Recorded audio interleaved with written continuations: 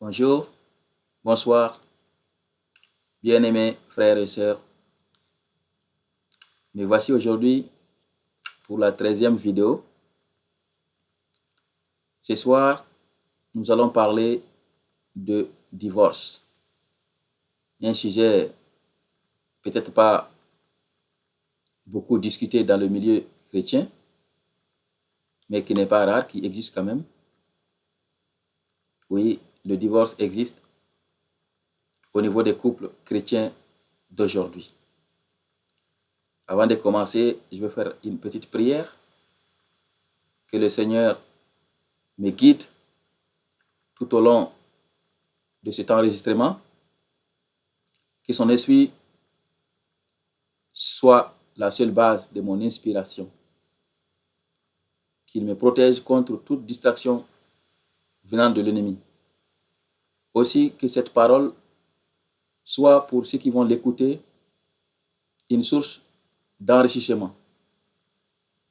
Qu'il ouvre les esprits des gens qui vont écouter ça afin que ça leur serve quelque chose dans leur vie. Au nom de Jésus-Christ. Amen. Donc, je disais qu'aujourd'hui, nous allons parler de divorce. Le divorce, en réalité, c'est la séparation. Séparation de deux personnes unies en Christ. Deux personnes, hommes et femmes, donc deux personnes de sexe différents, qui se sont unies, qui se sont engagées devant Dieu et des témoins de vivre ensemble pour fonder un foyer, une famille. Donc, ces gens, à un certain moment, ont rompu l'engagement. Donc, en quelque sorte ils ont déshonoré leur engagement. Donc avant de continuer, je vais lire quelques passages bibliques qui vont nous servir d'appui, de référence. Donc, on va voir que le mariage, en réalité, n'est pas nouveau et il n'a pas été inventé par l'homme. Le mariage existe depuis le commencement du monde et le mariage a été instauré par Dieu même. Dieu qui nous a créés, c'est lui qui a créé aussi le mariage. Alors, voyons ici quelques versets de la Bible. Le livre de Genèse, c'est le premier livre, c'est le premier livre de la Bible, de l'Ancien Testament. Un des 5 livres du prophète Moïse. Donc, voyons Genèse 2, versets 18, 22, 23, 24. L'Éternel Dieu dit, il n'est pas bon que l'homme soit seul. Je lui ferai une aide semblable à lui. L'Éternel Dieu forma une femme de la côte qu'il avait prise de l'homme et il l'amena vers l'homme. Et l'homme dit, voici cette fois celle qui est os de mes os et chair de ma chair. On l'appellera femme parce qu'elle a été prise de l'homme. C'est pourquoi l'homme quittera son père et sa mère et s'attachera à sa femme et ils deviendront une seule chair. Vous voyez? Donc, en réalité, Dieu ayant créé toutes les choses en 6 jours, et vers la fin, il a créé aussi l'homme. Avec tous les animaux. Il a amené tous les animaux autour de l'homme. Il s'est rendu compte que l'homme n'est pas encore au complet. Il manque encore quelque chose à l'homme. Alors Dieu dit en ce moment, je vais créer pour lui quelque chose qui est semblable à lui, qui se ressemble à lui. Donc, une aide. Donc, c'est un complément. C'est ainsi que Dieu a créé l'homme. Et pas n'importe comment. Il a créé l'homme, puis il a pris sa côte pour créer la femme à travers ça. Donc, la femme est complément de l'homme et la femme est issue de la chair, du corps de l'homme. Donc, la femme est partie intégrante de l'homme. Donc, et là aussi, Dieu dit, ils sont unis pour faire une seule chair, un seul corps. Donc, ce qui est uni pour faire un corps, je ne vois pas comment est-ce qu'on peut les séparer. C'est comme on prend deux choses puis on les greffe. C'est comme si on vous greffe un organe. Je ne vois pas comment il faut séparer ça. Donc, de la même façon, l'homme et la femme sont unis, inséparables. Alors, on va continuer avec un autre passage. Dieu compare même le mariage entre homme et femme avec la relation entre lui et son Église, la relation entre lui et son peuple, ses disciples. Donc, vous voyez comment il est important, le mariage. Voyons un autre passage. Cette fois-ci, allons aux épîtres de Paul, donc la 5e lettre, donc Éphésiens 5, versets 22 à 32. Éphésiens chapitre 5, versets 22 à 32, de l'apôtre Paul. Femmes, soyez soumises à vos maris, comme au Seigneur. Car le mari est le chef de la femme, comme Christ est le chef de l'Église, qui est son corps, et dont il est le sauveur. Or, de même que l'Église est soumise à Christ, les femmes aussi doivent l'être à leur mari en toutes choses.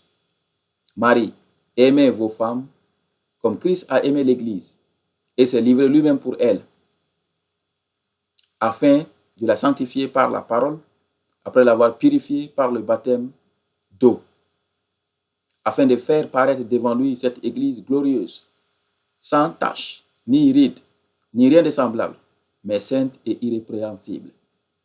C'est ainsi que le mari doivent aimer leur femme comme leur propre corps.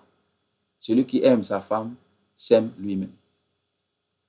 Car jamais personne n'a haï sa propre chair, mais il la nourrit et en prend soin comme Christ le fait pour l'Église, parce que nous sommes membres de son corps.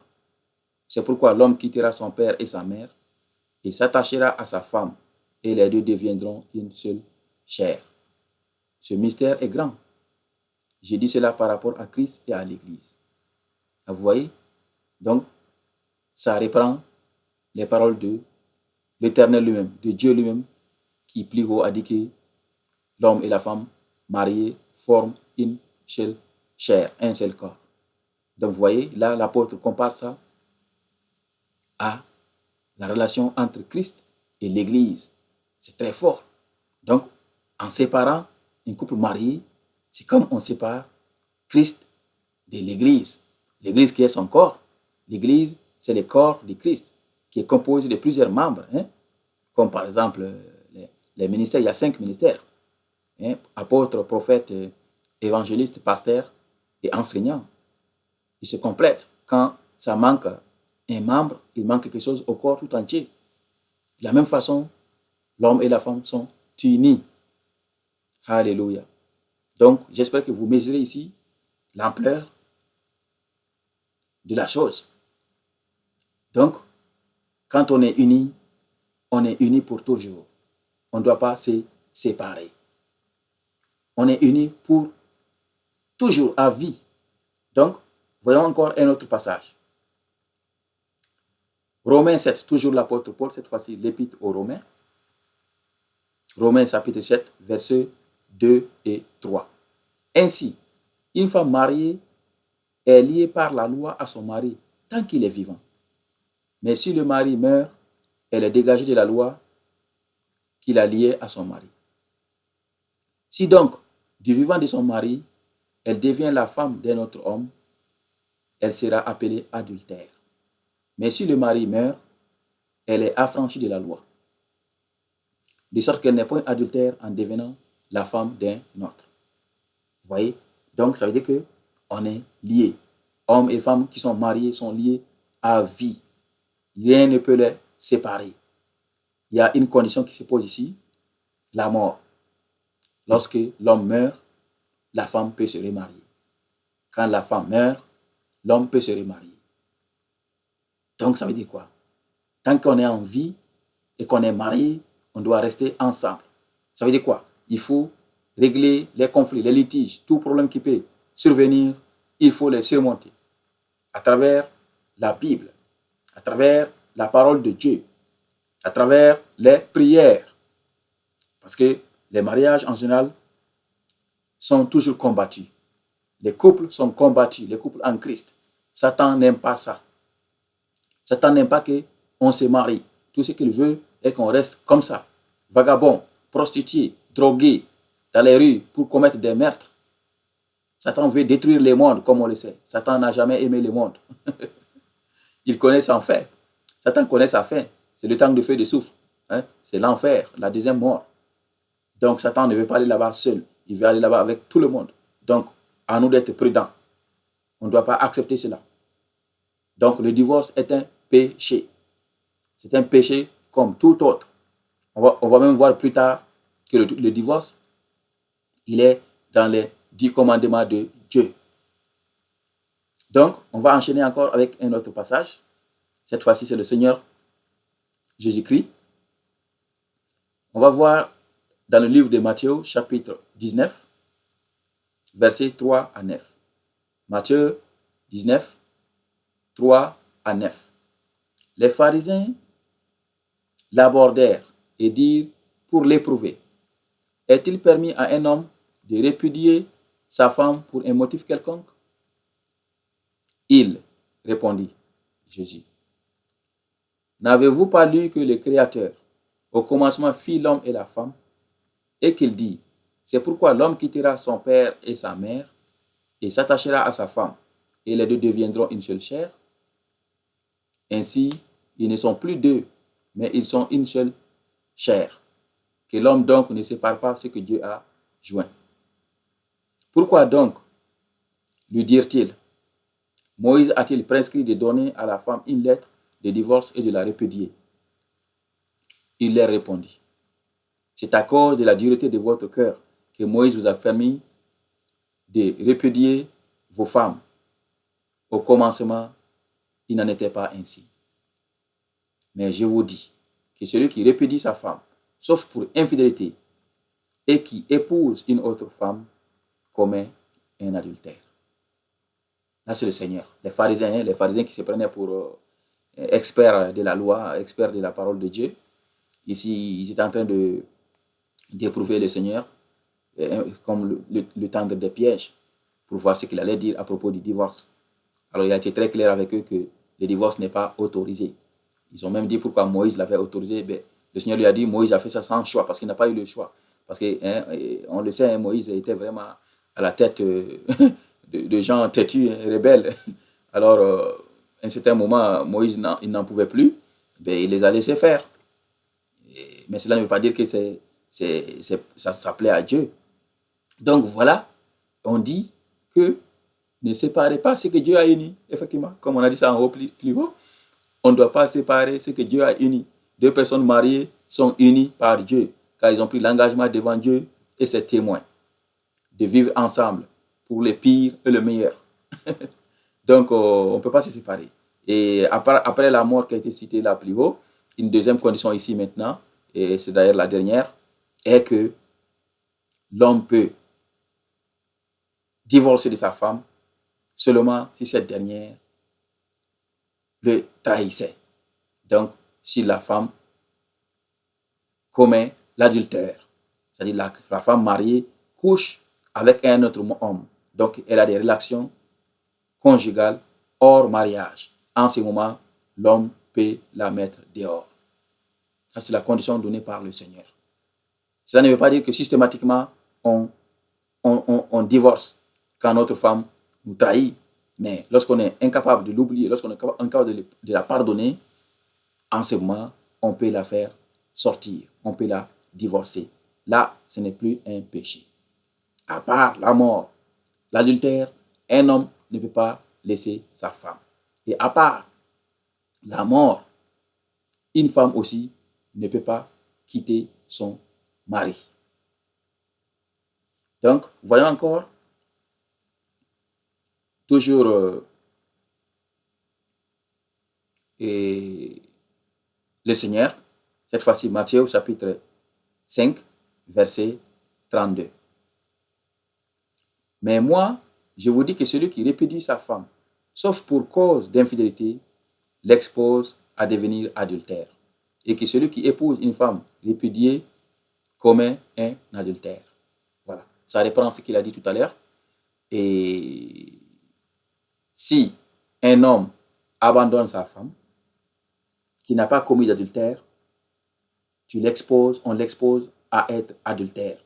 Parce que cette femme va vouloir se remarier. Donc si cette femme se remarie, elle commet l'adultère. Et l'homme qui va la marier aussi est adultère. Donc ça devient une chaîne. Vous voyez donc la gravité de la chose. Donc en mettant dehors une femme, on l'expose à être adultère, à commettre l'adultère, avec d'autres personnes qui sont encore adultères. Donc le péché devient... et ça va se multiplier comme ça. Donc, avant de décider de répudier une femme, il faut réfléchir 1000 fois. La seule condition qui nous permet de répudier une femme sans commettre de péché, c'est qu'elle nous a trahis. Elle a commis l'adultère. Et même là, si on peut la pardonner, on la pardonne. Car en la mettant dehors, elle, peu importe les motifs pour lesquels elle a été répudiée, elle commet l'adultère. Et nous aussi, nous l'exposons à l'adultère si elle a été mise dehors sans nous trahir. Dans ce cas, nous aussi, on est adultère, c'est clair. C'est un péché. Alléluia. Donc, ça paraît un peu complexe, mais ce n'est pas compliqué à comprendre. Donc, en récapitulant, une femme peut divorcer sa femme seulement si elle trahit. Une femme peut se remarier seulement si son mari décède. De la même façon, un homme aussi, si sa femme décède, il peut se remarier. Donc, on peut comprendre qu'ici, c'est un avec un. Il n'y a pas deux. Il n'y a pas un homme avec deux femmes. Il n'y a pas une femme avec deux hommes. C'est un. Donc, ce qui veut dire que la polygamie, déjà, est un péché. Donc, si vous êtes chrétien et que vous êtes marié à deux femmes, c'est le moment de réfléchir. C'est le moment de prier pour faire partir la deuxième, une des femmes. On doit rester avec une seule femme. La polygamie ou la polyandrie, c'est du péché. Donc, on va aller encore un peu avant. On a presque fini. Et comme je disais là plus haut, et le divorce, c'est interdit. C'est dans les commandements même de Dieu. Voyons dans l'Ancien Testament, cette fois-ci, Exode, le des hommes libres. Après Genèse, le livre qui suit, c'est Exode. Donc, Exode, chapitre 20, verset 14. Tu ne commettras point d'adultère. Voilà, une phrase brève, mais très claire et précise. Tu ne commettras point d'adultère. Parmi les multiples commandements qui ont été donnés par Dieu, voilà, l'adultère est cité. Donc, on peut comprendre la gravité de cette chose. Alors, voyons cette fois-ci Matthieu, chapitre 19, versets 16 à 19. Et voici, un homme s'approcha et dit à Jésus, Maître, que dois-je faire de bon pour avoir la vie éternelle? Il lui répondit, pourquoi m'interroges-tu sur ce qui est bon? Un seul est bon. Si tu veux entrer dans la vie, observe les commandements. Lesquels, lui dit-il? Et Jésus répondit, tu ne tueras point, tu ne commettras point d'adultère, tu ne déroberas point, tu ne diras point de faux témoignages, honore ton père et ta mère, et tu aimeras ton prochain comme toi-même. Vous voyez, il dit, tu ne tueras point, tu ne commettras point d'adultère. Donc, ça c'est le Seigneur qui le dit. Donc, après Exode 20, voilà, c'est le Seigneur lui-même qui nous dit ici, tu ne commettras point d'adultère. Voilà. Donc, frères et sœurs, hein, en Christ, vous qui dites que vous êtes disciples de Jésus-Christ, héritiers de Jésus-Christ, et même devenir co-héritiers de Jésus-Christ, donc on peut comprendre que lorsqu'on est unis, pas question de se séparer. Donc, qu'est-ce que cela veut dire? Cela veut dire qu'il faut tout faire pour éviter les motifs qui mènent au divorce. Il faut tout d'abord, avant de se marier, il faut prier. Il faut prier, car des fois, on se marie avec quelqu'un qui n'est pas nôtre. Parce que chaque homme a une femme donnée de Dieu. Et vice-versa, chaque femme a un homme donné par Dieu. Il faut prier. Lorsqu'on cherche une femme ou un homme, lorsqu'il est temps de se marier, faites la prière et demandez à Dieu de vous montrer l'homme ou la femme créé pour vous. Car Dieu il ne se trompe jamais. Dieu sait qui et qui sont faits pour être unis en mariage. Ainsi faisant, on tombe sur l'homme ou la femme qui nous supporte et que nous aussi nous supportons.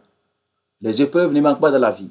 Ce n'est pas seulement dans les couples, un peu partout d'ailleurs, même sur la vie professionnelle, hein, partout, il y a des épreuves, il y a des conflits. Mais même dans la famille, avec les frères et les sœurs, même avec les parents, il y a des conflits. Mais avec la femme que Dieu vous a donnée, vous allez vous supporter. Vous allez surmonter les épreuves, vous allez surmonter les problèmes. Ça, c'est la prière avant de se marier, avant de découvrir qui est son époux ou son épouse. Et une fois marié aussi, continuez dans la prière, car l'ennemi attaque les couples, comme j'ai dit plus haut. Satan n'aime pas les mariages. Alors, pour cela, on est toujours attaqué, soit l'homme, soit la femme. Comme je dis dans une de mes vidéos, Satan ne vient pas en couteau et marteau devant les personnes. Il est esprit. C'est dans la tête qu'il travaille. C'est dans les pensées des hommes que Satan travaille ici. Il vous amène des idées qui n'existent pas du tout. Des idées qui mènent au divorce. Ou bien il vous pousse à faire des choses. Il peut même vous tenter à commettre l'adultère, homme ou femme. Ou il va vous mettre de la jalousie non fondée. Donc beaucoup de choses qui mènent au mariage. L'orgueil, les disputes, les querelles, toutes choses, œuvres de la chair. Donc il faut être en prière constamment. Pour le mariage comme pour les autres choses. En Jésus-Christ. Ainsi, priez pour la paix.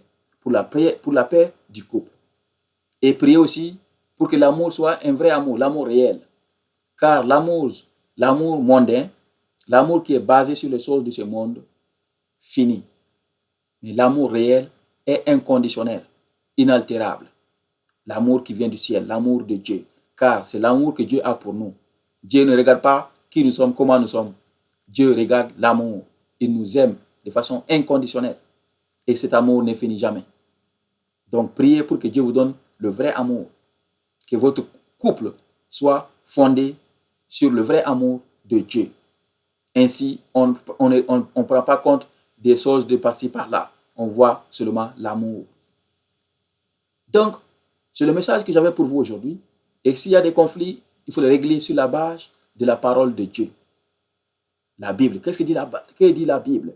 Hein? C'est pardonner mutuellement, s'aimer, se respecter. On dit que la femme doit être soumise. D'accord? La femme doit respecter son mari. Lorsque une femme et un homme sont mariés, c'est vous les priorités. La femme est la priorité numéro 1 de l'homme. Et l'homme aussi est la priorité numéro 1 de la femme. Ils viennent même avant les parents. Donc, toi, femme qui m'écoute, ton mari vient avant ton père et ta mère. Il faut respecter le mari. Votre union, c'est comme l'union que vous avez avec le Seigneur Jésus-Christ. Donc, frères et sœurs, c'est le message que j'avais pour vous aujourd'hui.